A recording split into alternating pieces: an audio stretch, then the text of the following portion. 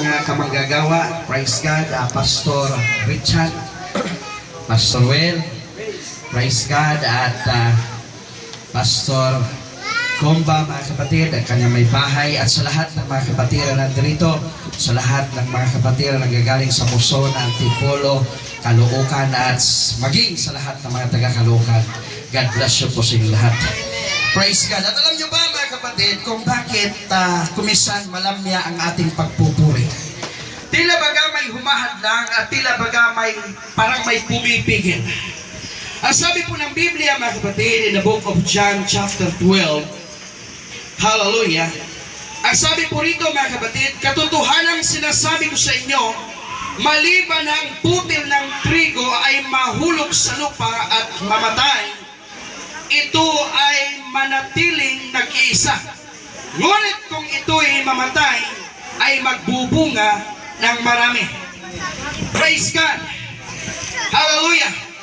At lang pong tingnan, mga kapatid, ang isang butil ng mais. Kapag iyan ay hindi mo itanim sa lupa, hallelujah, at mamatay, yan po ay mananatiling nag-iisa. Amen. Amen. Hallelujah. Subalit kung yan ay mahulog sa lupa, maitanim, mga kapatid, at mamatay, yan po ay magbubunga, hallelujah, at magbigay ng maraming produkto ng mais. Amen. Amen. And sometimes our life, mga kapatid, ay ganyan din. We have so many limitations. Praise God. That's why we must break that limitation so that we can praise God. Hallelujah, sa atin pong buhay, upang maibigay natin, mga kapatid, ang tudong paglilingkod at pagpupuri sa atin pong Panginoon. Amen. We have so many limitations, and you must break that limitation. Amen. Praise God, hallelujah. We must break the shell of limitation in our life, mga kapatid, na sometimes yan ang humahadlang sa atin para makagawa ng malaking bagay sa harapan ng ating Panginoon. Hallelujah! Nandyan yung ating limitation na mahihain tayo. Kaya hindi natin maibigay ang tunong pagpupuri sa Diyos sapagkat nahihiya tayo. Amen? That is limitation. That is a shell. Ikaw ay kinukulong. Ginagapos, mga kapatid.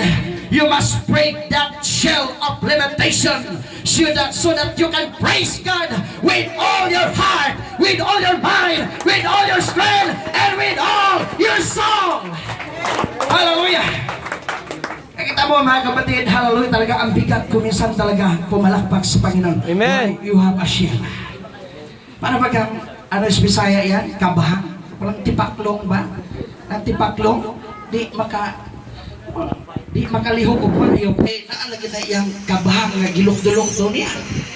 Para pag kanang usa na siya, kanang bao at tali. Pagong ba yan? Wala dito si Pagong. Para pag kanang Pagong. Kanang Pagong, hinay magigayo. Tungod kay bukat, naging ka na yung gilok-dulok. Para na siyang likod. Oray mga pugong niya. Para makabuhat, may iksono, makadagan o kusog. Pero sila, biskin daw hinay, basta kanunay, makaabot na. Amen. Amen? Pero, huwag na pa ikusog ka nung dili mong yun kusog. Praise God. Diba? Oh, di pa lang silot na mga 70 anyos na hinay naging kayo. Diba? Mostly rin, nakita na ko, parang mga kabataan naman lahat. Oh, at wala pa naman ditong, maliban kay tatay siguro, mga kapatid, talaga mahirap na pilitin. Mga lagoto na mga bugog-bugog ng piliton, pagpalakpak na bigso, maglagotokan yung mga buto-buto niya. Pero most of us ay mga bata pa at may mga lakas pa, mga kapatid. Amen? Subalit dahil nga po sa mga limitation, dahil sa shell na bumabakod sa atin, ano yan, yung, sabi nga, mga kapatid, yung ating pagkamahiyain, and sometimes yung fear, yung takot natin, natatakot tayo. Oh, praise God. At kuminsan yung ating pagiging, sabi nga, mga kapatid, lack of confidence. Hallelujah. To shout, to share. Hallelujah. To clap, to dance. Hallelujah. Praise God.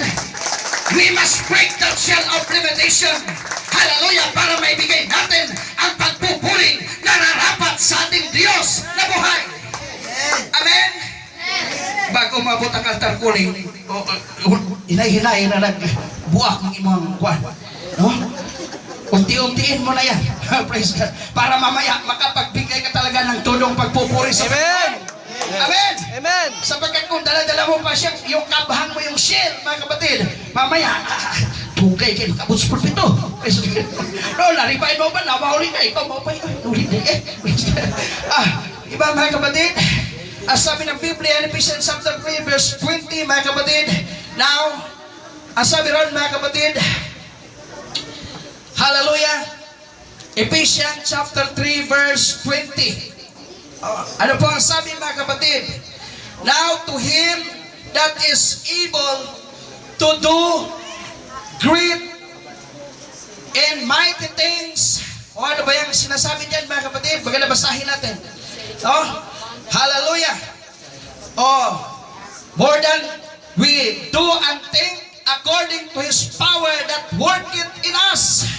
Sa kanya daw na makapangyarihan na makagawa sa atin mga kapatid, hallelujah, nang higit pa ang Diyos na kumikilos sa atin. Saan ba yun? Magpas. Praise God. Chapter 3, verse 20. Galatians yata. Ephesians nga, Ephesians. Praise God. Ano po ang sabi mga kapatid? Biblia, matagal.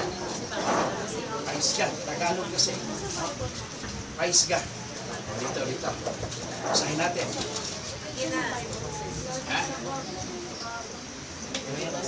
Ngayon sa kanya na makagagawa ng higit na sagana kaysa lahat ng ating hinihingi o iniisip ayon sa kapangyarihan na gumagawa sa atin. God is able to do beyond what we think or what we ask. Amen. Amen. Hallelujah. Kaya nga tayo mga kapatid, maraming limitasyon, pero ang Diyos na pinaglilingkuran natin, walang limitasyon. Amen. Amen. Makagagawa siya ng higit pa ay sa iyong iniisip at sa iyo mga kapatid na ginagawa. If you trust God mga kapatid, hallelujah, kung magtiwala ka lang sa Diyos at ibigay mo ng buong buo ang iyong buhay ngayon, gagawa ng milagro ang Diyos sa iyong buhay ngayon at gagawa siya ng higit pa sa iyong iniisip ngayon. Yes, Lord. Hallelujah. Ano bang iniisip nyo ngayon? Maribay? Hallelujah, pagpalain, lumakas, tumibay, kumalik. Ano bang gusto nyo ngayon? Higit po ang magagawa ng ating Diyos na buhay. Amen. Amen. Subalit kailangan lamang gibain natin yung shell sapagkat hadlang yan mga kapatid. Hallelujah. At sabi ko nga, hindi ako mangangaral ngayon. Pinapainit ko lang kayo at tinuruan ko lang kayo na gibain yung shell sa inyong likuran. Para mamaya pagtayo ng ating mga ngaral mga kapatid, hallelujah, wala ng shell, malaya ka nang magpuri sa Diyos. Praise God! Hallelujah. Para nakasulatan, magagawa niya ang higit pa sapagat makapangyarihan siya na gumagawa sa loob natin. Amen. Palakpakan natin ang Diyos mga kapatid. Praise God. Hallelujah. Hanggang dito na lang mga kapatid at God bless you po sa inyong lahat. Amen. Okay, so tinatawagan ko na rin ang mga kapatiran galing sa House of God, mga kapatid, Christian Fellowship, ang pag-asa at sila ay maghahandog ng awit sa ating Diyos na buwan. Minsan pa palakpakan natin ang Diyos. Praise God.